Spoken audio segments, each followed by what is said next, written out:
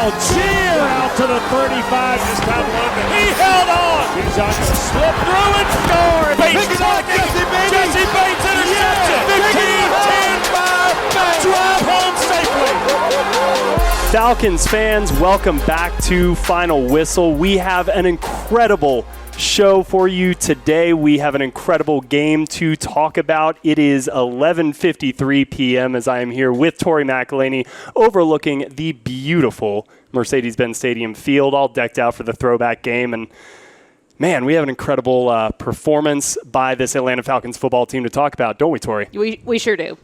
Honestly, I can't even talk right now because it was one of those games that I do believe that this could potentially be a game that we can look back on and point to as the moment where you maybe feel like the Falcons put almost everything together. Yeah, it did. It really felt like a complete performance. You know, there were a couple of moments, right, where you felt it could get hairy, but that's it. That's like the only complaint you can have in a 24-14 win against a team that a lot of people coming into the year were picking to be a Super Bowl champion, if not, contenders. And they led 21-7 at halftime. I mean, I guess when one of your all-time franchise greats is nicknamed Primetime, you're destined to be very good when the sun goes down. They're 8-1 on Monday Night Football since 2015.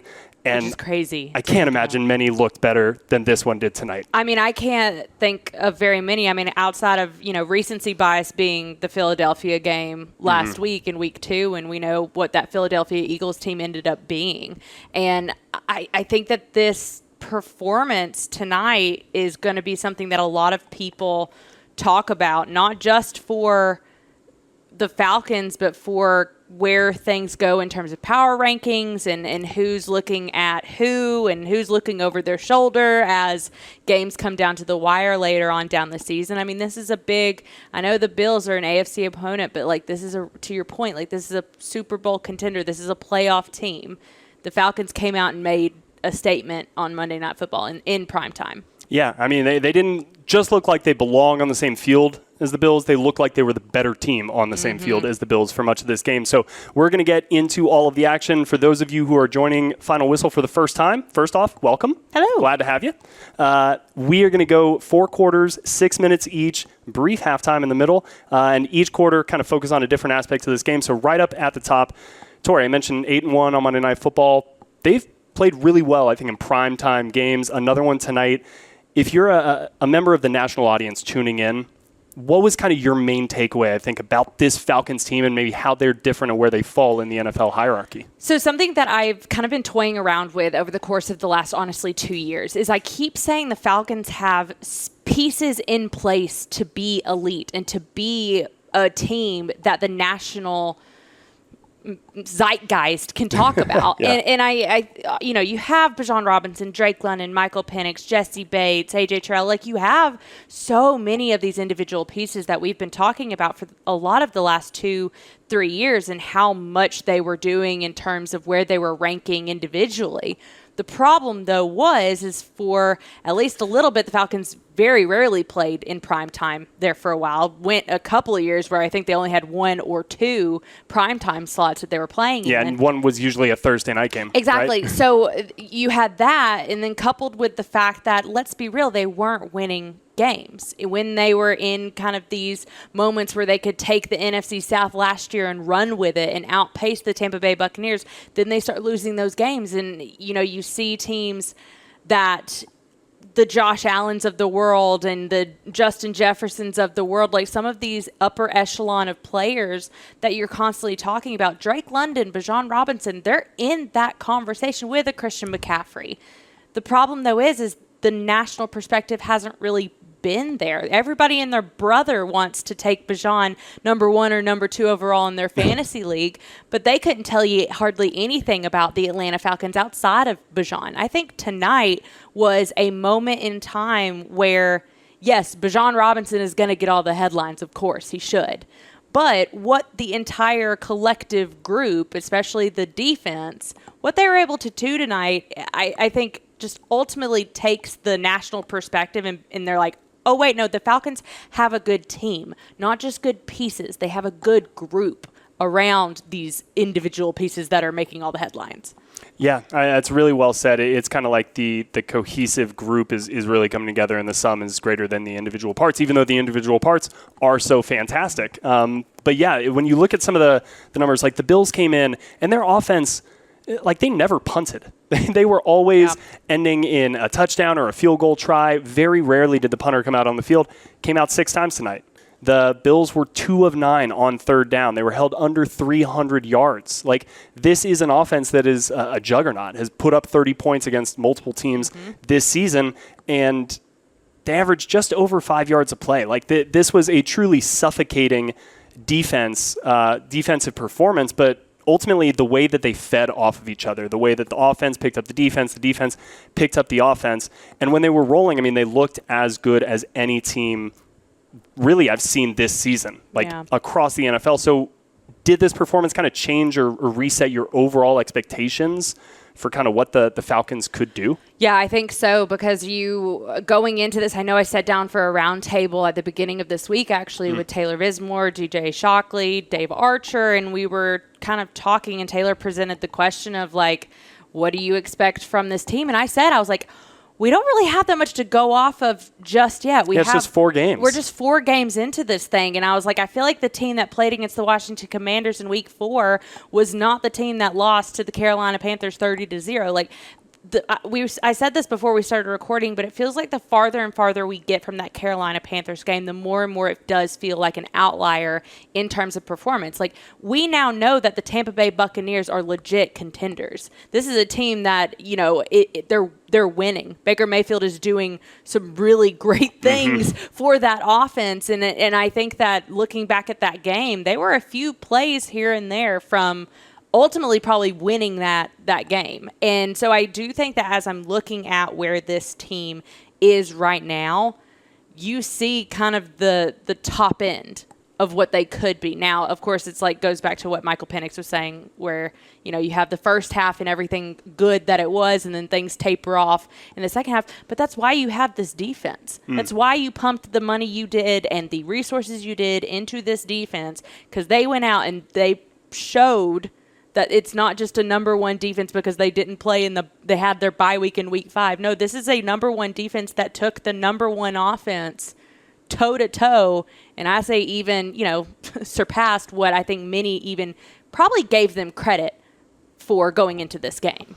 Yeah, I mean, it's the defense, like, it's October, right? So it's a fitting time for a baseball analogy. There you go. Like carrying an ace pitcher into the postseason, you just kind of feel so good about, regardless of what your maybe bats are going to be doing that day, hey, if he's on the mound, we know it's probably going to be like 1-0 either way, right? And having an offense, if you're an offense and you're kind of hit a lull, as happens in a game, right? The third quarter, teams go make adjustments. What you did for the first half might not necessarily work. But when your defense is then able to kind of like put the clamps on and just hold water right there until you can find that groove and get things clicking again, I do think is necessary to be a successful team for the long term. And I think it's a little bit different than what we have seen from the Falcons in recent years. Well, yeah, because, the Falcons are up to, 14, 15 sacks this year. Like, this season through 5 games, it's the most that they've had through 5 games since 2005. 20 years ago, 2 decades ago, the Falcons have not done this. So I feel like they're doing things that... It's like Grady Jackson and like Ed Jasper on those teams. Sure. Patrick Kearney, Brady Smith, let's go. Yeah. Those were incredible defenses with Mike Vick and all of that, but this feels like it could be even better than maybe that group was. So that is our first whistle. We're going to move on, and I want to put a pin in the defense. We're coming back to it, but how can we not talk more about Bijan Robinson? I know. We've been waiting for this. Yeah, it's honestly, we've been kind of like holding it in. Well, no longer, Tori. Bijan Robinson, 238 yards from scrimmage, which frustrates me a little bit because it's 1 yard shy of the highest mark so far this season, which Rico Dowdle did yesterday, 2 days ago, I guess, in current listener time. 170 yards on the ground, matched his career high. I mean, there are a lot of accolades we could shower on Bijan Robinson, but I'll just put it to you straight. Should we consider him the best running back in the NFL right now? Yes, we should, because no one else is doing what Bijan Robinson's doing right now. Point blank, period. I mean, even when we're talking about Saquon Barkley, Jahmyr Gibbs, Christian McCaffrey, I really do think that in the coming years, whether it's whatever Bijan's, next contract looks like. I don't know what it's going to look like. I imagine it's going to be absolutely massive. But you think about when Bijan Robinson was drafted number 8 overall by the Falcons. At that point in time, the running back as a position was in this very odd state, very low state, where the value of a running back was very, very low.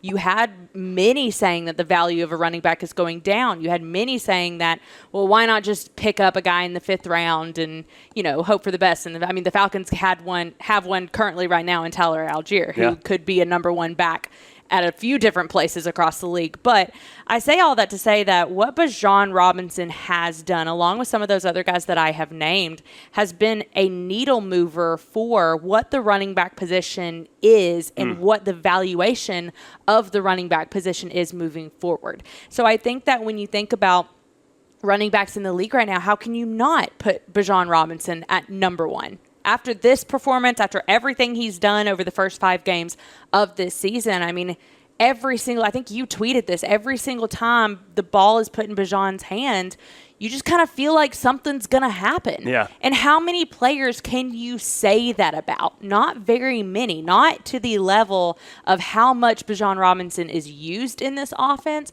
and how often he is getting positive gains to the tune of what we saw tonight, an 81-yard rushing touchdown.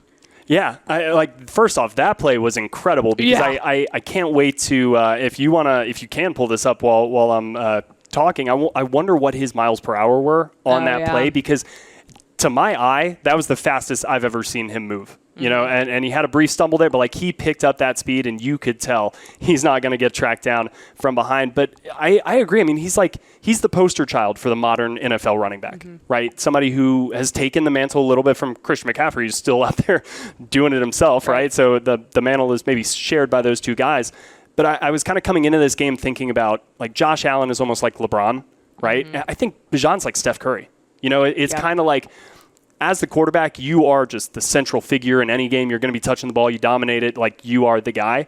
But Bijan is just kind of, I think, the player that all the kids want to emulate. Yeah. He's the coolest player in the NFL right now. The way he runs, the way he kind of carries the ball, too. I don't know how he didn't fumble a couple times out there. Hold on to that rock, Bijan. But he's just everything about him is so exciting at this point in time. It's so funny, too, that you bring up Steph Curry, because Bijan actually brought up Steph Curry in his post-game presser, where he was talking about how, Steph Curry has a 3-point shooter and being one of the most elite shooters in the NBA and has been for a very long time. But he kind of made the comment where at some point Steph Curry said, I really start getting into a groove and it almost feels like the basket gets bigger and bigger and bigger to the point of where it's I can't miss because it looks so big to me.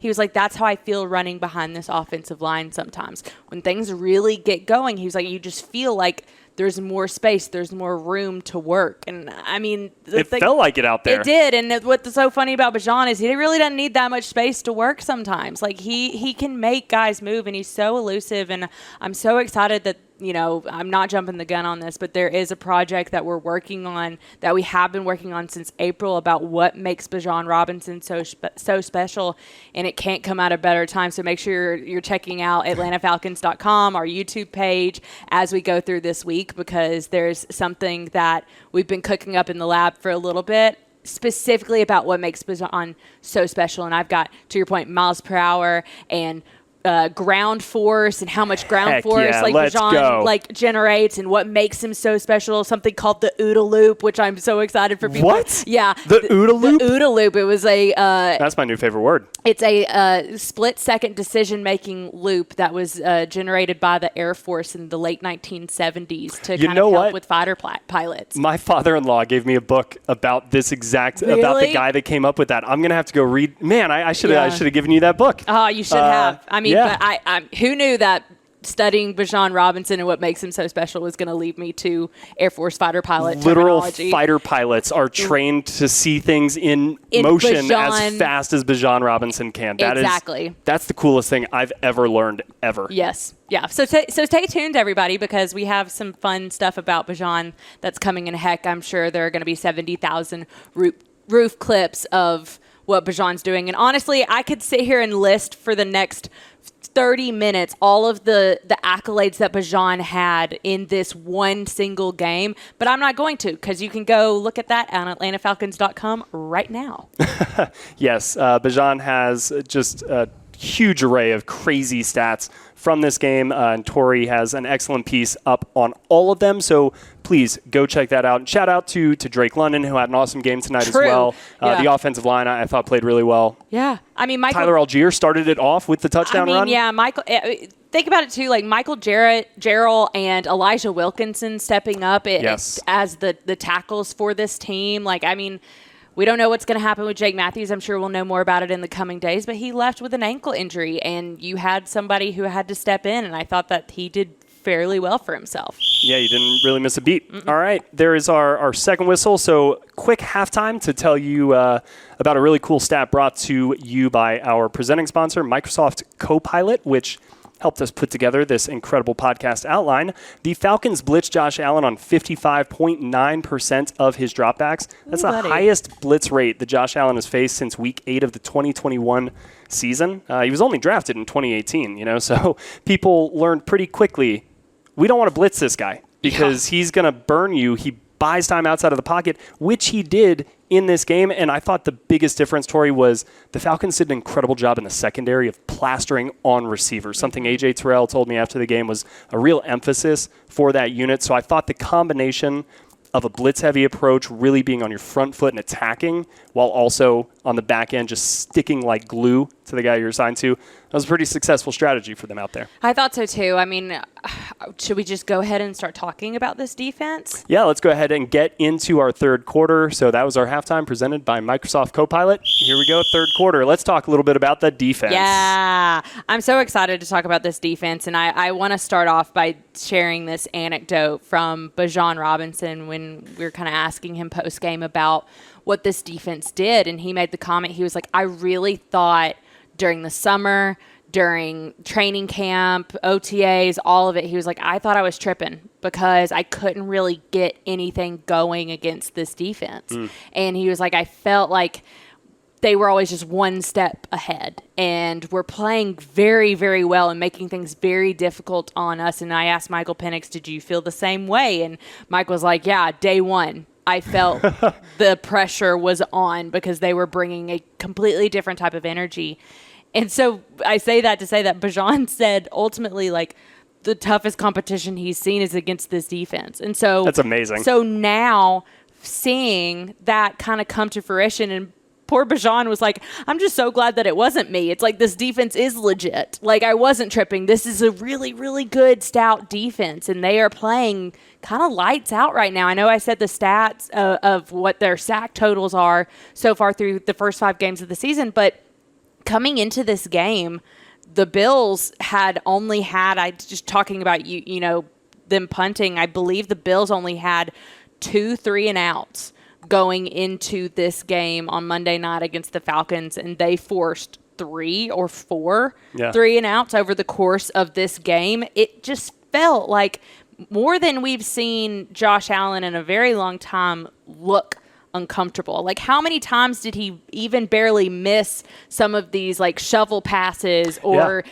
tossing it up on a scrambled play? Like, I just felt like when you looked at what the defense was able to do, even though they gave up kind of a couple more explosives than what they wanted, again, this is Josh Allen. This is the reigning MVP. You knew he was going to have his yards. It was all about limiting how detrimental those were. And give credit where credit is due. I mean, this Falcons defense showed, again, I say it like what I said off the top, that like they're truly a number one defense in this league. It's not just how'd the Falcons get up there at the top defensively? No, they deserve to be there, and this was the performance that I think put the league on notice that this defense is legit. Yeah, it may have been the loudest statement of the night was from this defense.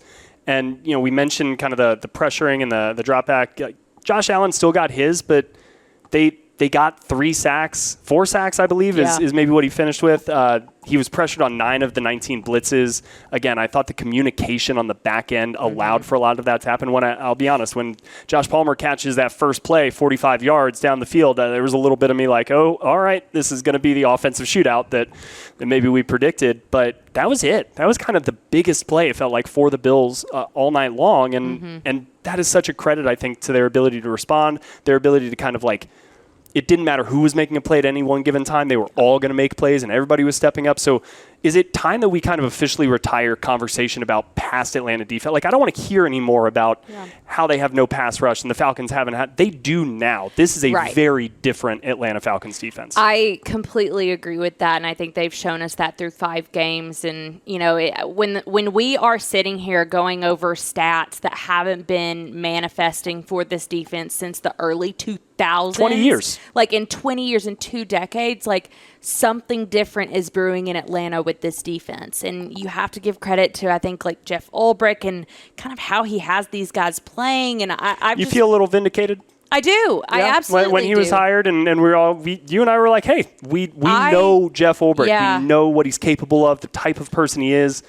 I feel great. I do this too. is how it's happened. I mean, I do too, because I think for you and I, we were here when Brick was here that first time around with Raheem, with Dan Quinn and everything. And I remember even then, like when he was the interim defensive coordinator, I felt like he got it. I felt like if I was a player, I would want to play for somebody like that. Yep. The destruction of that staff, like I was like, man, I do like DQ. I'm sad to see him go, like Raheem. But I was like, I think Jeff Ulbrich is an outstanding assistant coach and a coordinator. And I was sad to see him go, and I'm glad he's back. Yeah, and I think he's just getting the most out of the guys. But what's so funny, and this is something that I wrote earlier Monday, was about Jeff Ulbrich kind of saying, like, yeah, we're the number 1 defense, and yeah, everything's good, and the numbers are great, and the stats are great. And I look at stats just the same as you, but there's so much more left for this defense, and kind of constantly moving the goalpost for this defense to be the carrots right in front of to be even better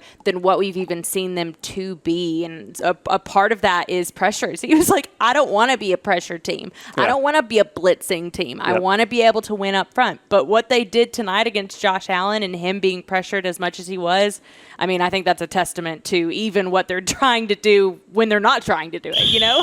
No, absolutely. And that was a spot-on Jeff Ulbrich impersonation, by the way. Thank you. So we've talked a lot about what went well, and I'm not about to bring up anything that didn't go well, because frankly, there wasn't a lot that didn't go well for the Falcons on Monday night. But I do want to take you back to the end of the first half. 7 seconds left. Drake London catches a slant. Looks like he's going to make it 28-7. Instead, steps out of the 1-yard line. And I remember being like, all right, file that one away. Yeah. These games get tight. This is the NFL. In the third quarter, the Bills come out on offense, march down the field, score a touchdown. It's the easiest it had looked for them kind of all night. Falcons get the ball back, 5 plays, 8 yards, punt the ball right back. And it was kind of in that moment where, you know, I'm sure there were some Falcons fans watching going, man, Buffalo's about to tie this. We're going to have a whole new ball game, all of that. And even though there were a couple of defensive holding penalties that kind of took some momentum away, you always felt like the Falcons responded after those moments of adversity with their defense. Yeah. David Onyemata came right back with a sack. They force a turnover on a 4th down, 4th and 2, incomplete pass. That moment right there where it felt like the game was starting to kind of maybe tilt back in the direction of Buffalo. After all of the moments where you think back to Tampa in week 1, right? That was a game where I felt like they were the better team. They started out really hot, and the game kind of slipped away from them. For that not to happen tonight, and for them to answer the bell a few different times defensively, and then ultimately kind of string together those long drives on offense and milk the clock, like, how much did that change your perception? Not the national audience's perception, but what this Falcons kind of identity can be and how they can overcome moments of adversity. I mean, freaking finally, right? Like, I think the best way I can put it is I've been covering this team for 5 years, 6 years now, and the amount of times that I have seen the Falcons be the better team for 3 quarters and 5 minutes, but then something happens in the final 10 minutes of a game that leave you with a sour taste in your mouth because they couldn't ultimately finish. Yep. And that's happened a lot. It's been a marker and a moniker. We talk about national perspective. that's kind of been true in those moments. Like, the Falcons have found a way to lose instead of finding a way to win. And I actually thought it was really funny. Our friends over at the Falcoholic, I don't know who tweeted this out, but I made a note to I sent it to myself because I thought it was very indicative of how the fan base feels about the organization and what they've seen and kind of what they come to know. And they tweeted, and it's around the time that you're talking about, where the offense isn't really doing that much. Like, the Bills come out and score very early in the second half. And this is way too familiar. At some point, the Falcons have to assure us that we don't have to expect the worst. And I think that is the sentiment. Like, and that is the Falcons, specifically this defense, put the team on its back and said, you know what, we're not going to be what everyone assumes us to be. We're going to put the reigning MVP on notice a little bit and keep him uncomfortable to the point where we're causing 3-and-outs, to the point where we're getting them off the field and we're making their punt team run out here. Like, regardless of what the offense was doing, which, you know, for bits and spurts, it wasn't a lot there. I think, like, that's what changed for me in terms of narratives and everything like that. Now, you got to do it again. You got to do it over and over and over again so that you don't feel like you're reverting back to old habits, whether or not they're old habits or, you know, whatever the case may be. But I do think that this was a very good step in the right direction, and you got to go and do it again. Yeah, maybe my favorite play of the entire night was, what was it, like 4th and 1 down here in the red zone right before I think the Falcons scored kind of their go-ahead or kicked the field goal to go up by 2 scores, and they got him to jump. I don't know what they had, but it felt like they had something kind of up their sleeve in that moment that they were saving for that exact moment. And I'm just like, it was the Felipe Franks play. Well, that was another 4th, and that was in the first quarter. They got kind of the encroachment. But when they got him to jump at the end was it Felipe coming back again? Okay, maybe that got obscured. Yeah. So they came back to the well? Yes. Yeah. Wow. Yeah. I love that. Okay, so there's like the little nuances, the little advantages, the small details. The Falcons felt like they were the better team in that area as well. And that hasn't always been the case in these games. Also, let's talk too about that play that James Pierce Jr. made on that really important, 4th and 3 at midfield. And it was a very key moment. And, you know, he sniffs, he balled out today. Yeah. Even if Josh Allen doesn't kind of like fumble the ball a little bit, like he had that sniffed out ready to go. Yep. There was no, that play was getting blown up whether whatever happened to the ball. There was such a cat and mouse game on both sides going on. Like, there were multiple times where the Bills offense were making checks and everything. And then I watched specifically like AJ Terrell and Jesse Bates, kind of like AJ pulled Jesse over and like told him something. And then that was the play that they got the sack on. So it was like just games within games within games. And when you have a football team executing at as high a level as Atlanta was tonight, going up against a team as good as Buffalo, with that kind of coaching cat and mouse, man, that's so much fun. This game was a blast to watch. It really was, and even when things were kind of going a little bit like, ooh, I don't know which way. Like, you know how I feel about defense. I love watching good defenses play. I think defense wins championships. Like, I am a full, firm believer. I feel like I see the game through a defensive lens, and seeing what this defense did in that second half when the offense wasn't really giving them all that much, I think, again, just goes to show that the Falcons' defense is legit.